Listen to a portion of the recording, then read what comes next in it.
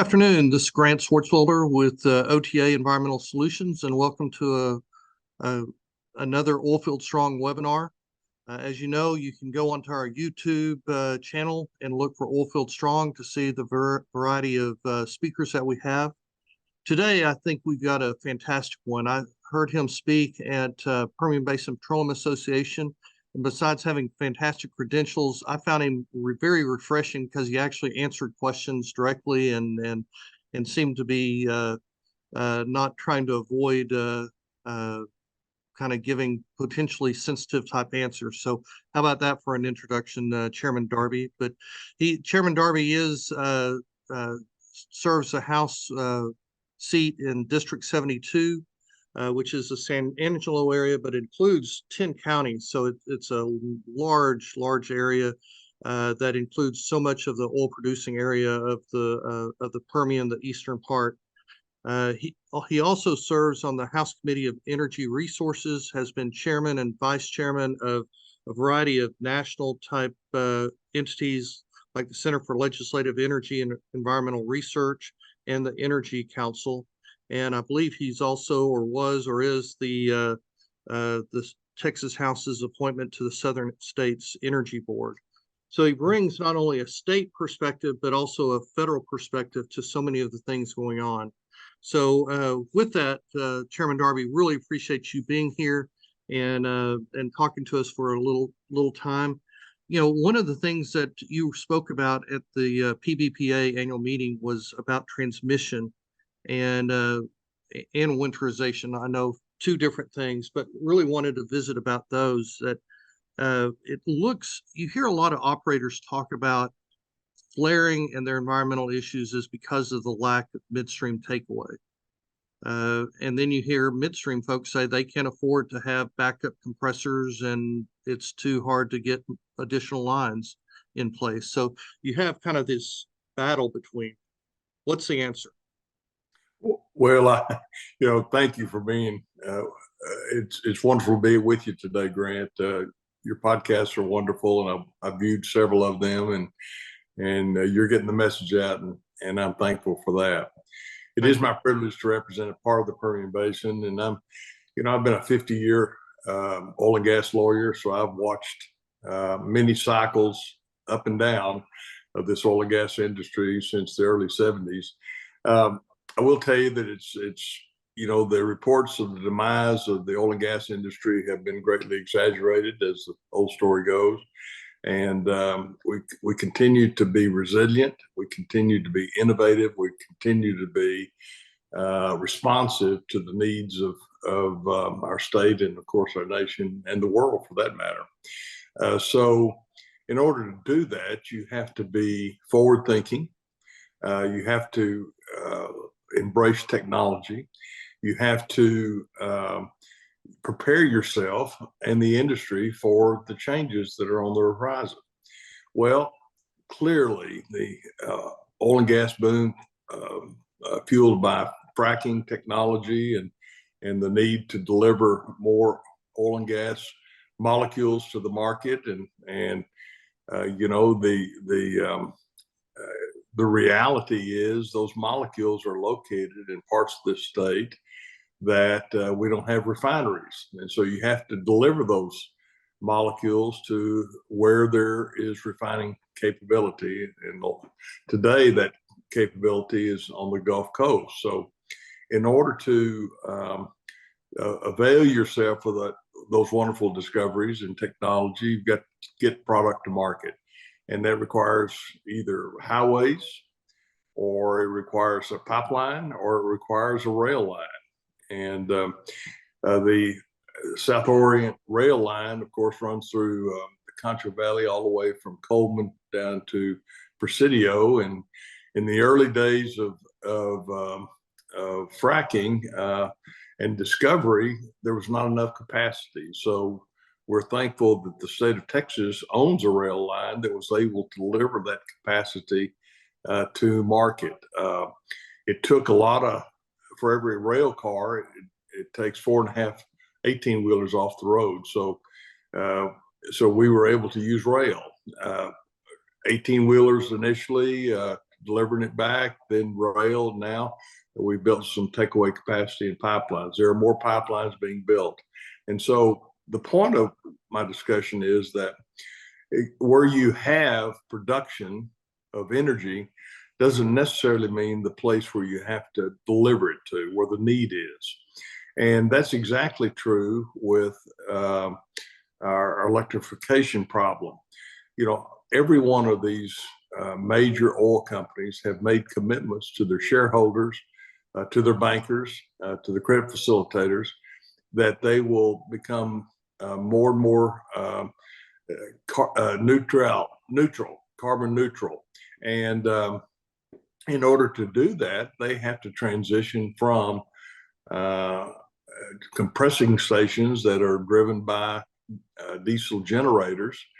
And so they need electrification to do that. So to be responsive and honor the commitments made by their staff and shareholders, and they have to electrify more and more of their operations. Well, what we saw in Winter Storm Uri, which is in the March or February of 2021, we saw a lot of our compressor stations that were shut off. They weren't identified as critical infrastructure, and when you had load shed events that Winter Storm Uri had, then they were simply cutting off a large swath of area, and they did not know that those sites were actually critical. So, well, all of this points to the need that we need more information about these critical infrastructure sites, and that we need to deliver more and more electricity to those sites and others that we're finding now as the energy market continues to develop resources. You see more and more places where we're going to need electrification. Well, that's a great problem to have, but it is a problem because you have to some way connect those sites to the grid, and that grid, for the most part, we've not seen a major transmission line here in West Texas, West and North Central Texas. We've not seen the ERCOT or the PUC address our transmission needs. Well, 6 of the major producers in the Permian Basin last year in 2022 commissioned a study. And that study said, we're going to need more electricity. Bottom line, we're going to need more electricity in order to honor our commitments for electrification and to deliver electricity to the sites where we need to drill and produce and store and deliver.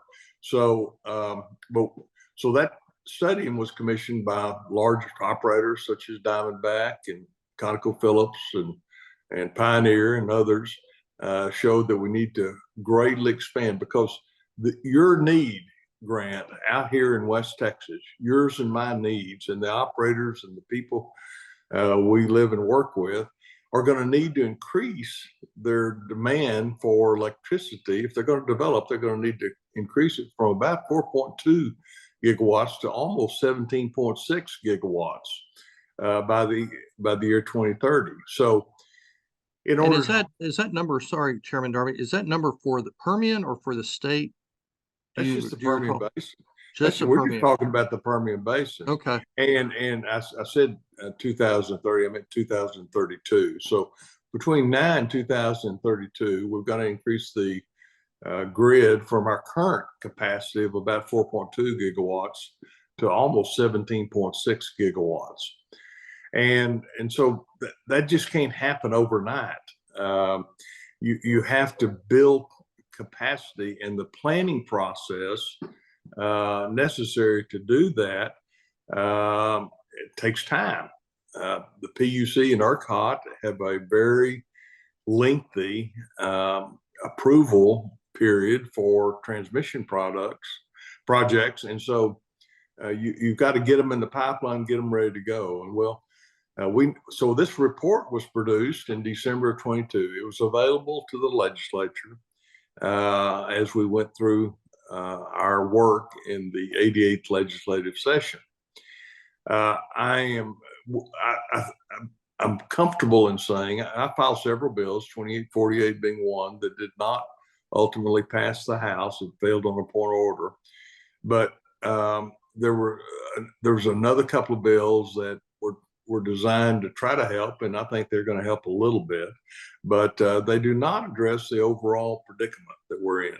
We do not have enough transmission capacity to meet those goals that I just outlined for you by electrification of the Permian Basin and the Delaware Basin, and by the increased demand that's going to take. That we're going to have to increase it from, well, almost 2/3. I mean, go from 4.2 to 17.6 is a huge leap of capacity.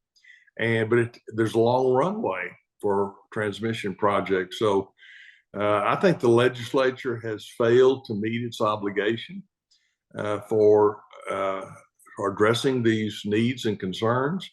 I'm afraid that what we have in place does not give us the priority that is necessary. If we're going to meet the needs of this country, we're going to have more production out of the Permian Basin and the Delaware Basin. And in order to do that, we're going to have more electrification and capacity, and that's brought by transmission. And so that's what I'm a tireless advocate for. And this is not my first session to do this. I have tried to address transmission for at least the past 3 sessions, and we keep getting met with folks who profit by this inefficiency. Grant, you may shake your head and say, well, why would they act in their own financial benefit and reject the needs of the many? Well, that's what happens. There are people that make money in scarcity pricing. There are manufacturers, among others, that have the ability to turn off the demand for making widgets. And by turning off that demand, they can sell their produced energy at a much higher profit than they can make producing widgets. And so they're making money in that regard, and they're not paying for transmission costs themselves. They get to avoid those costs. So one of the examples of that was looked like during the heat waves, Bitcoin, where we ended up, didn't ERCOT pay Bitcoin manufacturers millions of dollars to? Yeah, and it's not an insignificant amount of millions. Yeah.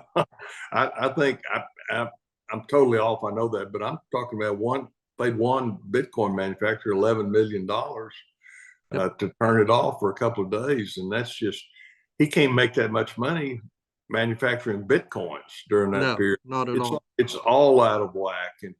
And so go ahead. So your point is on transmission, but there's also the generation side. And both seem to be an issue. But or am I missing it? That transmission is really the issue. No, the point I'm trying to make, we have seen a proliferation of solar resources and wind projects, and because of you know this, and your viewers know it also, we have a lot of sun in West Texas, and the wind blows. And wind seems like it never stops. Well, and we've got a lot of land, and most of it is relatively inexpensive. So if you were a developer of some of those projects, where would you put your plant? Well, you'd put it where we have the highest radiant heat. You'd put it where we have the wind that blows all the time, and the land is cheaper. Well, that's not necessarily those projects are not necessarily located next to Houston or Dallas or Austin, where the demand is. So you locate them where it's economically feasible. That's West Texas and North Texas right now. So we've got to get those generative projects to the market. Well, we've not addressed the transmission. And what the PUC does is, in effect, act as a traffic cop on the existing transmission lines. He says you can't get more than X on this line at a specific time, and therefore everybody's got to shrink. Well, everybody becomes less efficient. If you're told that you're going to reduce your capacity by 15%, well, then it makes your project less efficient. less financially secure.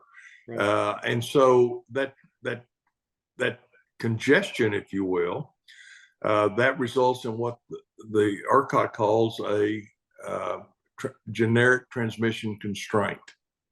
Well, there's a huge one on the West Texas line, which comes to market down through West Texas and goes into the Kerrville area. There's a huge constraint on that, resulting in about $3 billion overall on the whole market, on the whole grid, about $3,000 in increased cost, electric costs that consumers pay because of those constraints. There are 16 of them located throughout the state of Texas. And so those 16 constraints, what that tells you is there are 16 areas of our state that have more capacity to deliver electricity down that line than they're capable of receiving. That's just the bottom line. And so overall, those 16 constraints result in about $3 billion of additional or higher electric costs that they see on their bill because of those constraints. Well, my purpose is to address those constraints. Let's expedite the transmission process. Let's make it quicker, more efficient, and let's deliver projects to areas that will address generic transmission constraints. And so we seem to be faced, in this process with a lot of folks, particularly manufacturers who live and work along the Gulf Coast. They make money. They make money with additional or higher costs, and they avoid all transmission costs. So it's a money game, and quite frankly, our needs out here in West Texas are not being addressed because of that fight, if you will, over new transmission projects. And is it purely, well, I know the answer to it. It's not purely a legislative issue, is it? Or is that the bottleneck? That you got to have power companies building these lines and doing all, but I guess it's the permitting and things that legislature controls that can dictate that? Or you see my question, is it more government or private sector that's really the holdup? It's both. As most things, it's both. Clearly, the legislature is responsive to the needs of its constituents. Well, guess what? There are a lot of legislators that are from the Houston, Dallas, San Antonio area that listen to the big players in their district and give them contributions. And so they, when we start talking about adding a new transmission line or multiple lines, they start squealing that, well, we don't want our customers to pay more for that. Well, so it's clearly a push and pull. The legislature and the PUC and ERCOT are responsive to that. But we can control in the legislature the methodology and the criteria that those entities use to determine whether a transmission project should move forward or not. One of the problems is the levelization of costs. Currently, ERCOT is not taking into consideration the long-term effect of transmission lines.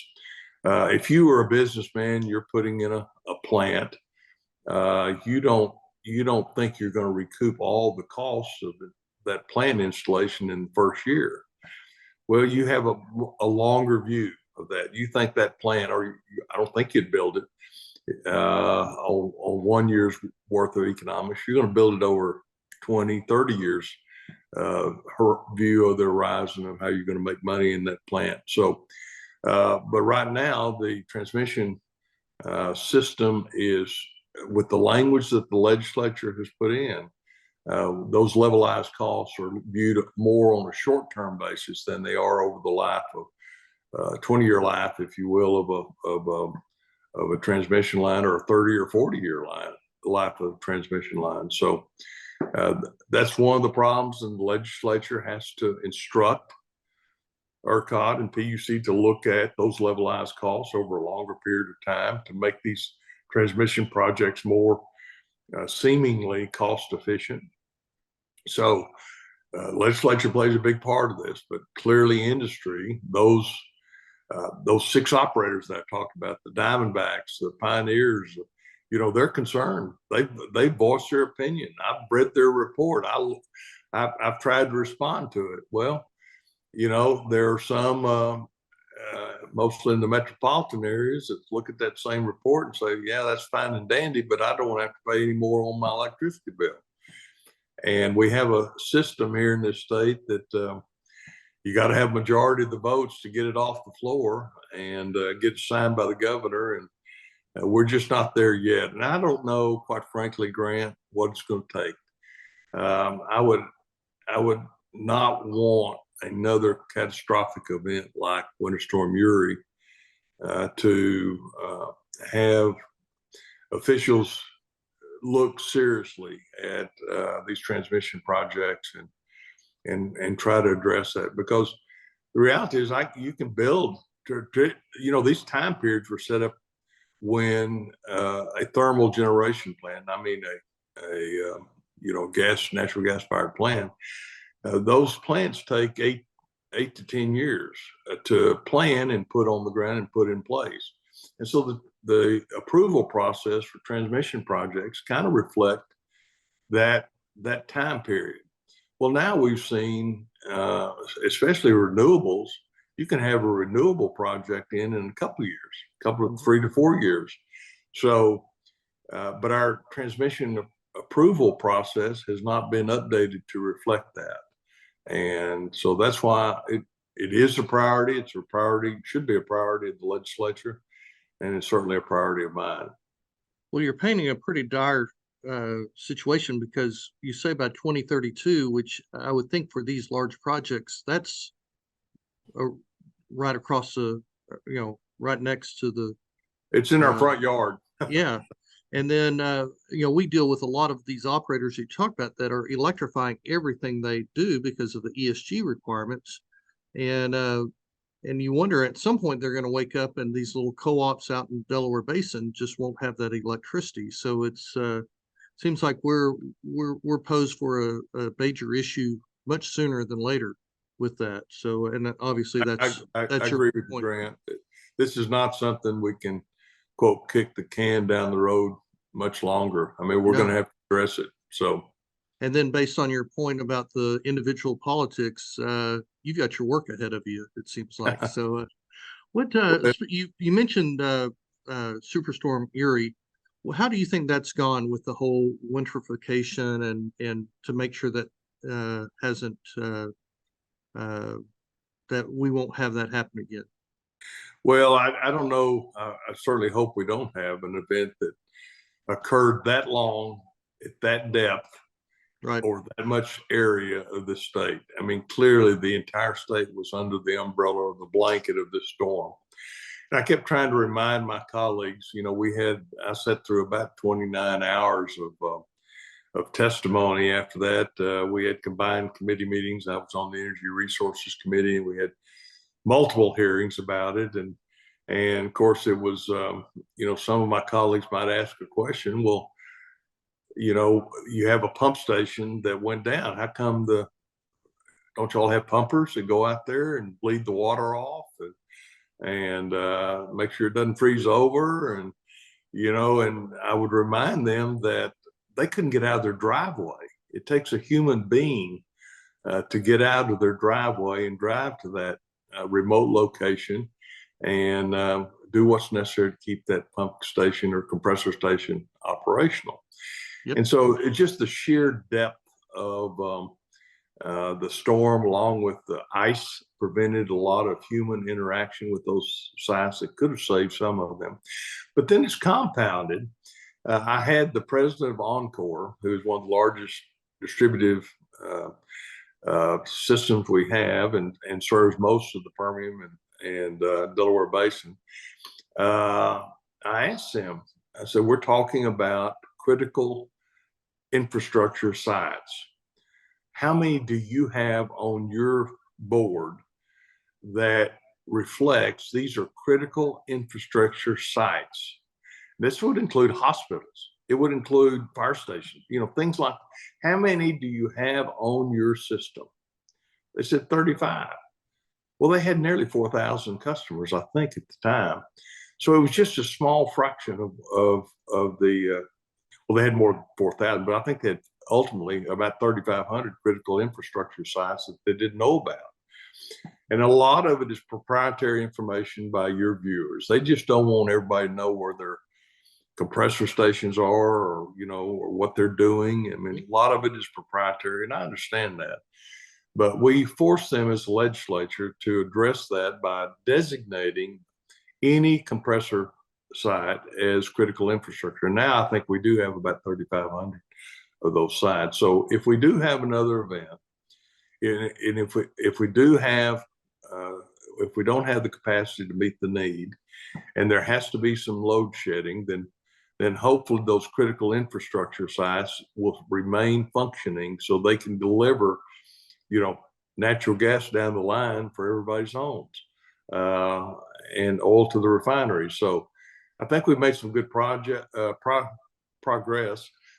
We have required winterization equipment and techniques and planning for all of these sites, and I think the industry has responded timely and appropriately. So my thought is that we're much better prepared for another event like Winter Storm Uri, and I guess hopefully we won't see that type of event occur. Yeah, no, it was a kind of seemed to be a once in a lifetime, but in today's world, once in a lifetime seems to be happening on a regular basis, unfortunately. Let's talk just general. We're about to run out of time, so just general, your sense on what the legislature has done, the state has done for the oil industry, successes or challenges that either you saw in the last session or that you think will be coming up. Anything for our viewers to contemplate? Well, I will congratulate the industry. The industry has met the challenges at every junction. I mean, I can remember in the early 80s that it was projected that the Permian Basin was running out of oil. Well, we wouldn't have any more oil. So we saw the industry adapt and determined that there's a better way to frack our wells, and that is increased production. And so we all know that there's oil in place. There are 71 plus million barrels of oil to be recovered. So it's an industry that we can't do without. Everything that's on the screen and in the background is made in some form or fashion by an oil and gas molecule. Our planes cannot fly, our jet planes cannot fly on batteries. Our tanks can't be propelled with batteries. So you're going to have oil and gas. And so I think the industry, working with the legislature, has adapted to the increased capacity. We have seen a lot of pipelines be installed and on the ground. There are more on the drawing boards and in the construction phase right now. And so I think the legislature, we put in place incentives that the oil and gas industry can utilize. And so I think continue to share the message with legislators. The problem is, Grant, I talked about this a few minutes ago. There aren't many of us. There are 17 state representatives that represent 2/3 of the land mass of Texas. That is all the land lying west of I-35, 2/3 of the land mass. There's 17 of us. Well, in Harris County alone, there are 25. Yeah. So the folks who have the refineries and who need the electricity, they have more votes in Houston than we've got in West Texas. And so I keep reminding them, and this, if you'll forgive me, I keep telling them that you city folks, you like living there. But the last time I checked, they don't grow beef cattle in the back of the HEB in San Antonio. They don't grow cotton in the back of the Men's Warehouse in Dallas, Texas. In order to get the food, fiber, hide, hair, oil, gas, electricity to market, you have to allow us to keep some of those dollars here in West Texas so that we can have good roads so you can get your product to market. So we can have good schools that we can educate and have families that live in this area that load those trucks and trains. You have to have a good healthcare delivery system. Mama's not going to live where she doesn't have healthcare. And you have to have good public education. Without all of those needs, you're not going to be able to live in cities because you can't live in a city without products delivered to you from rural Texas. And Sadly, so that's probably that kind of came as a surprise to probably many of the people you're talking to. it does, and it stops and makes them think, yeah, okay. Well, what have they done? Well, I think they've addressed our transportation needs. We have seen a lot of transportation dollars that are directed towards our rural Texas. We don't have problems with congestion. We have problems with safety, and people are dying on the roads out here in West Texas. And so, give us some money. They have. Is that enough? It's probably never going to be enough, but I think we need to continue to want to make sure our roads are safe. We have quality higher education institutions here. We have a healthcare delivery system, but the problem is it's rural Texas, and we're going to need broadband. There have been a lot of dollars dedicated to broadband, and all of which will help the oil and gas industry in particular, and the people who live and work here in West Texas. So number one, go to vote on November the 7th for the constitutional amendments. Included in those are a couple of provisions that I think will benefit everybody on your call. One is we're going to get more money for broadband here in Texas. Two, we're going to get money for water development.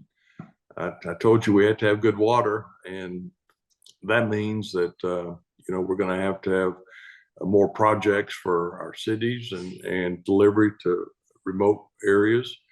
And so I think the legislature is responsive. I think the legislature, I had a bill 2 sessions ago that I think addresses some of the produced water needs. I've been very active in defining exactly what produced water is and what it means and who can have it, and what can you do to treat it. And if you treat it to a certain level, then who owns it?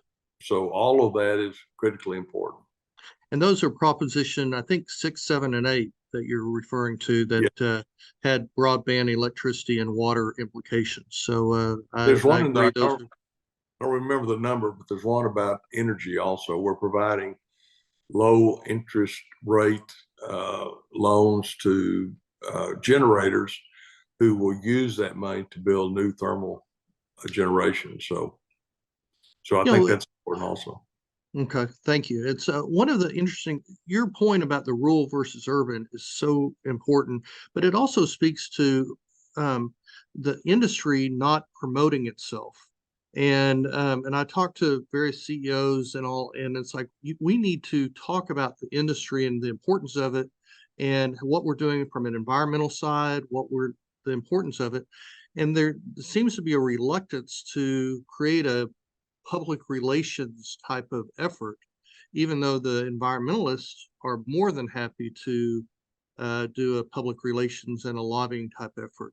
It seems like the Conocos and the Diamondbacks and those that you mentioned have the strength that they could really tell the story on electrification, on the need for the energy. But well, you're exactly right. I think the oil and gas industry does a relatively poor job of telling the great story that it has. And they were very active in the last legislative session. So one of the problems, and I laugh and joke with them that it's hard you talk about herding cats. You try to get all those oil and gas operators, even though they have a common goal, you try to get them on the same page. It is like herding cats. And one of the frustrations I have is that, as an overall industry, you have big folks, you have absolutely huge folks, and then you have small operators. And what's necessarily good for the huge folks is not necessarily good for the big folks or the small ones. Yes. And you find yourself charging up the hill, representing, quote, the industry, and you look around and there are very few stragglers with you.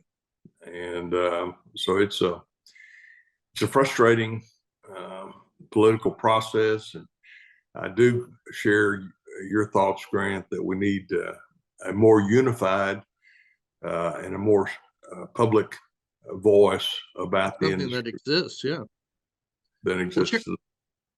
Well, Chairman Darby, thank you very much. I've run past the time, but you didn't disappoint. I very informative. Appreciate the directness of the answers, and this has been fantastic. So, thank you, sir, for what you do for the industry and for your district, and for participating in this. Well, thank you, Grant. It's a pleasure to be with you this morning.